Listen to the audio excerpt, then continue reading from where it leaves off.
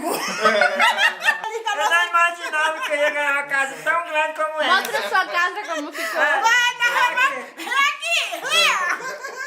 Chora, tem que chorar, tem que chorar. A TV era plana. TV era plana. Televisão, tudo que eu queria na minha vida, mulher, ganhar televisão. Olha aqui, Gugu. Pra que serve É isso? pra tirar chave, sentar tirando chave. É pra tomar chá. Vai ser preciso fechar as portas. Que Olha mais? aqui, mulher, que sempre quis ter um sofá na minha casa. Pior que não tem mesmo, né? Muito feliz com o meu sofá. Ó, tem mais dois ali. Ó. Olha que lindo. Cadê a luz dessa casa aqui? É Xuxung. Xanxun. Aqui, ó.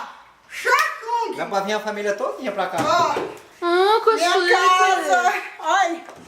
Olha, eu queria tanto um apartamento desse. Eu não vou nem usar isso.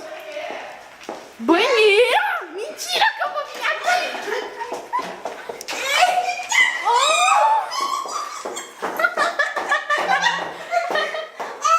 Ai, meu banheiro. Ixi, tem até bidê. Só nós que vai ficar aqui.